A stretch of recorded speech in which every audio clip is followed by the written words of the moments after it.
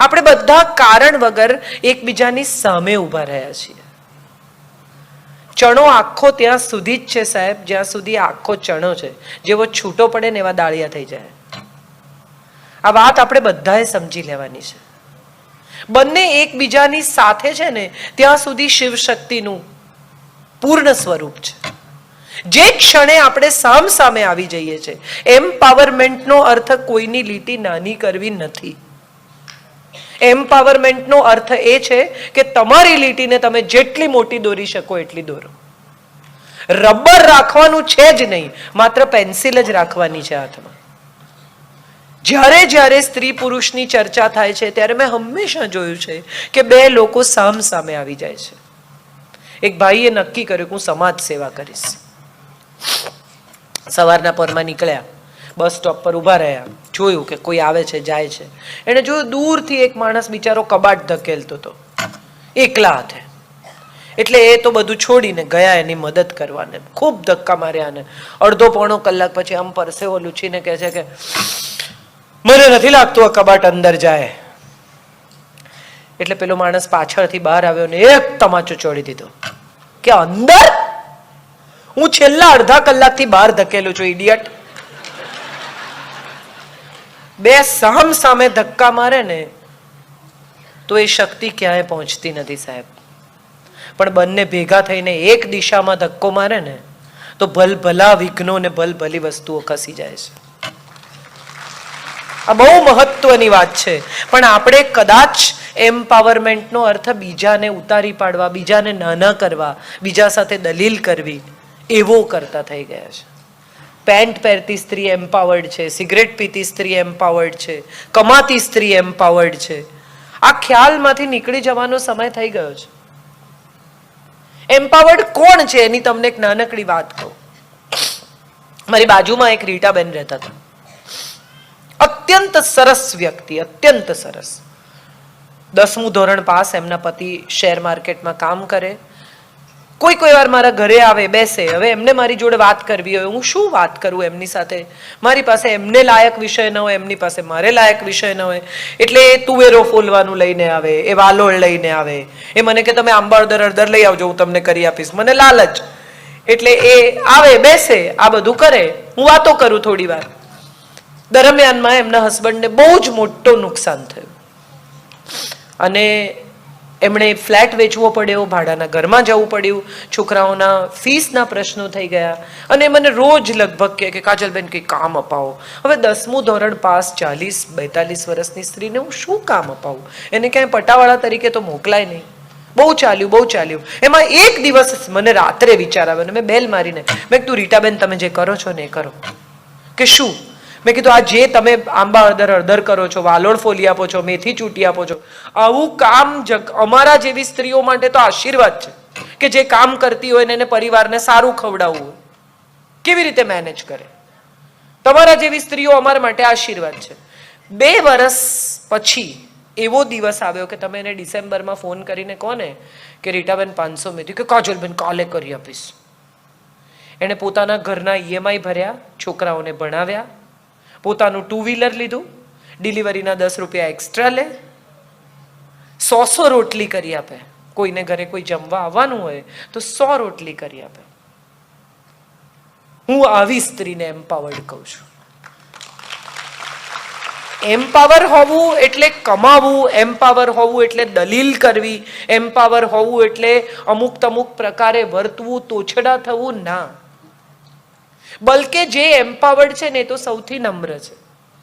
તમે ગાંધીને ક્યાંય તોછડા જોયા?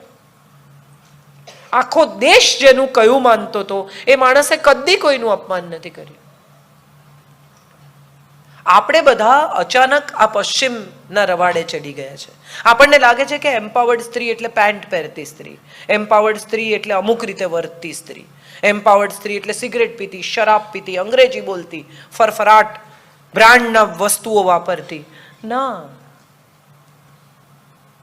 આપણે પાછા જઈએ તો સમજાય કે આપણી પાસે સુકન્યા છે, અનસુયા છે, કૈકેયી છે. પતિના રથમાં આંગળી નાખીને એનું પૈડું ઉતરી જતું જેણે અટકાવ્યું. ચલો આંગળી નહીં નાખી હોય, એક્ઝાગરેટેડ હશે, ખીલો નાખ્યો હશે, પણ એ ખીલો નાખવાનો સૂઝ્યો તો ખરો? હું આજે જ કહેતી હતી કે બાજુમાં બેઠેલી પત્ની જોજે જોજે જોજે જોજે કરે, એ પણ ત્યાં કહી શકી હોત ને, એ પૈડું ગયું પૈડું ગયું પૈડું ગયું, એને બદલે પતિને ખબર ન પડી. યુદ્ધ પૂરું થઈ ગયું ત્યારે ખબર પડી કે પૈડામાંથી ખીલું નીકળી ગયું. હું એવી સ્ત્રીને એમ્પાવર્ડ કહું છું. સુકન્યાની કથા આપણે બધા જાણીએ છીએ. ફરવા નીકળી છે સખીઓની સાથે અને ચ્યવન ઋષિ ની ઉપર આખો રાફડો જામી ગયો છે, એમાં 2 આંખો તગે છે, એમાં સળિયા ખોસે છે. ઋષિની આંખો જતી રહે છે અને ઋષિ રાજા પાસે જઈને કહે છે કે હવે તારી દીકરી જ પરણાવો મને સેવા કરવા માટે. સુકન્યા લગ્ન કરે છે, દેવોના વૈદ્યને આમંત્રિત કરે છે, અશ્વિની કુમારોને, અને કહે છે કે મારા પતિની હું યુવાની અને હેલ્થ અને આંખો બધું પાછું આવે એવું મને કહી આપો. આમળાનું વૃક્ષ આપે છે, આમળાનું વૃક્ષ ઉછેરે છે, એમાંથી આમળા ઉતારે છે, ચ્યવન પ્રાશ બનાવે છે, પતિને નવજીવન આપે છે અને સંતાન લઈને પિતાને ત્યાં જાય છે. આ છે સુકન્યાની કથા. અનસુયાની કથા છે. 3 દેવો એની પરીક્ષા કરવા આવે છે અને નક્કી કરે છે કે આજે તો એનું સતીત્વ આપણે જોખમમાં મૂકી દઈએ. સાધુ વેશે આવીને 3 દેવો કહે છે કે અમને તો નગ્ન થઈને જમવાની ટેવ છે, હવે જો હા પાડે તો પતિ ધર્મ લાજે, ના પાડે તો અતિથિ ધર્મ લાજે. અનસુયા અંજલિમાં પાણી લે છે, ઈશ્વરનું નામ લે છે, પતિને યાદ કરે છે અને પાણી છાંટે છે અને 3 દેવોને બાળક બનાવી દે છે. આ અનસુયાની તાકાત છે. આવી સ્ત્રીઓ છે આપણા દેશની. આપણે કારણ વગર કેટલીક સ્ત્રીઓના દાખલા લઈએ છીએ. હમણાં હું એક દિવસ એક જગ્યાએ બેસીને જમતી હતી ને પાછળ આખી કીટી હતી સ્ત્રીઓની, વાતો કરતી હતી સ્ત્રીઓ. એમાં એક બેને બીજા બેનને કહ્યું કે તમને ખબર છે આ આઈફા એવોર્ડમાં એમ કે રેખાજીનો ડાન્સ હતો ને તો અમિતાભ બચ્ચન ગયા જ નહીં બેંકોક. એટલે બીજા બેને એને કહ્યું કે તો એ લોકોને વાત થઈ જ ગઈ હોય ને, એમનું હજી ચાલે છે, તમને ખબર ચાલે છે કે અટકી પડ્યું. રેખાએ ફોન કરીને કહ્યું હશે કે બોલો અમિતજી નથી આવવાના. કેટલો રસ બીજાની જિંદગીમાં. આ ટેલિવિઝન સિરિયલ્સ ચાલે છે એનું સૌથી મોટું કારણ જ એ છે કે આપણને બીજાની જિંદગીઓમાં બહુ રસ છે. બાકી તમે વિચાર કરો, મને ખરેખર આટલી બહેનો મારી બેઠી છે, મને એક સ્ત્રી એમ કે પુત્ર વધુ પ્રેગ્નન્ટ હોય ત્યારે એક જણે પગથિયા ઉપર તેલ ઢોળ્યું એ લપસી જાય એટલા માટે. ઢોળ્યું જ કોઈ? અને છતાંય આપણે કેટલા રસથી જોઈએ છે. જો જો જો એકતા કપૂર સિવાય કોઈને આવો વિચાર આવે નહીં, અને છતાંય આપણે કેટલા ઇન્ટરેસ્ટથી બીજા લોકોની જિંદગીમાં રસ લઈએ છીએ. મારે જે કહેવું છે તે એ કહેવું છે કે નારાયણી હોવું એટલે શું. સૌથી પહેલા તો એ સમજીએ કે નારાયણ એટલે શું. નરનું આયન, નરની કથા, નર હોવાની કથા, નારી હોવાની કથા એ નારાયણ અથવા નારાયણી છે, જે ઈશ્વરની લગોલગ છે, જેને બાળકને જન્મ આપવાની શક્તિ આપીને, તાકાત આપીને ઈશ્વરે પોતાની બાજુમાં બેસાડી કે માણસ જાત ચાલુ રહે ને એ કામ તારા ખભે. તમે વિચાર કરો, ફેક્ટરી હોય કોઈની અને એક બેચ ખરાબ નીકળે, ડોલનો, મસાલાનો, વસ્તુનો, માણસ તરત પ્રોડક્શન બંધ કરી દે. કરી દે કે ના કરી દે? રિપેરિંગ કરાવે, હા કે ના? આટલો ખરાબ બેચ માણસનો બહાર પડે છે, ભગવાન બંધ કરે છે પ્રોડક્શન? કેટલો વિશ્વાસ છે એને આપણામાં કે કઈ નહીં, સુધરી જશે. અને જેણે આપણને બનાવ્યા એને આપણે કેટલા પ્રેમથી બનાવીએ છીએ. બકોર પટેલ આપણે ત્યાં ત્યારે હતું જ્યારે ડિઝની નહોતું. આઈ એમ શ્યોર થોડા લોકોને તો ખબર જ હશે બકોર પટેલ. અદ્ભુત વાર્તાઓ હરિપ્રસાદ વ્યાસની, બકરાનું માથું ને માણસનું શરીર. અને આપણે ત્યાં ત્યારે હતું જ્યારે ડિઝની તો શોધાયું પણ નહોતું. એ બકોર પટેલ એક દિવસ બાધા લે છે કે મને લાડુની બાધા. એના પત્ની કહે છે કે સૌથી વધારે ભાવતું એ છોડી દો.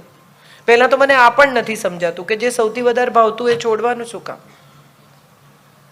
ભગવાનને બ્લેકમેલ કરવા કે હું આઈસ્ક્રીમ છોડી દઈશ. હા તો છોડી દે ભાઈ. એ બી એવું જ કહેતો હશે કે છોડ તું તારે, મને કઈ ફરક નહીં પડે. કેટલા લોકો ભાત છોડી દે કે મને બહુ જ ભાત ભાવે ને એટલે હું છોડી દઈશ, મારું કામ નહીં થાય ત્યાં સુધી. પછી અઠવાડિયા પછી કે હું કોદરી ખાઉં છું, સંતોષ ના થાય ને. તમે ત્યાંના ત્યાં જ છો, કોઈ ફેર નથી પડ્યો. તો બકોર પટેલ લાડુની બાધા લે છે ને પછી એનું નસીબ બચાડાનું એવું કે અઠવાડિયામાં જ કોકના લગ્નમાં જવાનું થાય છે, ત્યાં લાડુ બનાવ્યા છે. એટલે એની બાજુમાં એના મિત્ર બેઠા છે વાઘજીભાઈ વકીલ, એ એને કહે છે કે એક રસ્તો બતાવું તમને સરસ, એવું લખ્યું છે શાસ્ત્રોમાં. એવું વાઘજીભાઈ કહે છે. આપણે પણ બધા શાસ્ત્રોમાં બહુ કહીએ આમ શાસ્ત્રમાં લખ્યું. કયા શાસ્ત્રમાં? એવું કઈ નહીં, શાસ્ત્રમાં લખ્યું. એટલે વાઘજીભાઈ એને શીખવાડે છે કે બે હાથ જોડવાના, આંખ બંધ કરવાની ને કહેવાનું કે બાધા મારી માં, લાડુ પરથી ઉતરી ને દાળ પર જા. આટલું જ છે. કે પછી આપણે પ્રામાણિક રહેવાનું, લાડુ ખાતા હોઈએ ને ત્યાં સુધી દાળ ને નહીં અડવાનું, નહીં તો પાપ લાગે. એટલે બકોર પટેલ હાથ જોડે છે કે બાધા મારી માં, લાડુ પરથી ઉતરી ને દાળ પર જા. દાળની વાડકી સાઈડમાં મૂકી દે છે અને પ્રેમથી લાડુ ખાય છે. કે હવે ભાત ખાવા છે ને? તો કે હા. કે હાથ જોડો, આંખ મીચો અને એમ કહો કે બાધા મારી માં, દાળ પરથી ઉતરી ને પાછી લાડુ પર જા. આટલું જ છે. કેટલા લોકો તમને કહો સવારે રાશિ ભવિષ્ય વાંચે, કચ્છગન, પઠણન, નયન, આજે મારો દિવસ કેવો જશે. કંસ અને કૃષ્ણ બંનેની રાશિ એક છે. રામ ને રાવણની રાશિ એક છે. શબરી ને શૂરપણખાની રાશિ એક છે. રાધા ને રૂકમણીની રાશિ પણ એક છે. એનું જીવન એક નથી. આપણે કઈ રાશિની વાત કરીએ છીએ? આટલા હજારો કિલોમીટર, લાખો કિલોમીટર દૂરથી આપણને ગ્રહ નડે. કેમ? મંગળ સવારે ઉઠીને તમને જ શોધે છે. જે નરી આંખે દેખાતો નથી એ તમને ઉપરથી જુએ કે આને આજે હું નડીશ. ક્યાં છીએ આપણે ને શું કરી રહ્યા છીએ આપણે? અને સ્ત્રીઓ સૌથી વધુ અંધશ્રદ્ધાનો ભોગ છે. જે સૌથી વધુ જેને ઈશ્વરમાં શ્રદ્ધા હોવી જોઈએ, કારણ કે એ તો ઈશ્વરનો અનુભવ કરે છે. જે જીવ દુનિયાને 9 મહિના પછી દેખાવાનો છે, એ જીવની અનુભૂતિ એ તો પોતે હમણાં કરે છે. એનો અર્થ એમ થયો કે જે દેખાતું નથી એનું અસ્તિત્વ છે. આ લોજિક તો એને કેટલું વહેલું સમજાઈ જાય. અને આ લોજિક એને સમજાયા પછી પણ બાબા સાધુઓને નમે. આ પેલા નિર્મલ બાબા એક કે લીલી ચટણી ખાઓ ને લાલ ચટણી ખાઓ. મને ઘણી વાર નવાઈ લાગે કે આ લાલ ચટણી ખાવાથી, સમોસા ખાવાથી, બુરી બેગ વાપરવાથી જો ખરેખર કંઈ થતું હોય, શેનાથી થાય છે એવો સવાલ ક્યારેક થાય આપણને. શું છે એવું કે જે આપણને, આપણા નસીબને, આપણી નિયતિને, આપણા ભાગ્યને બદલે છે, આપણી સમસ્યામાં આપણી સાથે આવીને ઊભું રહે છે? એવું શું છે? એકમાત્ર વસ્તુ છે અને એ છે આપણી શ્રદ્ધા. તમે જુઓ, સ્ત્રીને જેટલી શ્રદ્ધા હોવી જોઈએ એનાથી ઘણી વધારે શ્રદ્ધા છે. મીરા હાથમાં ઝેરનો પ્યાલો લઈને પી જાય છે. એકવાર વિચાર પણ નથી કરતી કે મારું શું થશે. આમ ચાખીને કે પીવું કે ન પીવું, આવું કઈ નથી. હાથમાં પકડીને પી જાય છે કે તું કર, તું કરીશ ને, તારા પર ભરોસો છે મને. પણ જેના પર ભરોસો કરવાનો છે એના પર આપણે નથી કરતા. બાવા સાધુઓને નમે, જ્યોતિષો પાસે જાય, પથ્થર એટલા દેવ કરે, પણ જે માણસ રાત દિવસ આપણી સાથે રહે છે, આપણા પરિવારને પાળે છે, કાળી મજૂરી કરે છે, આપણા સંતાનો સારું ભણી શકે, સારું જીવે,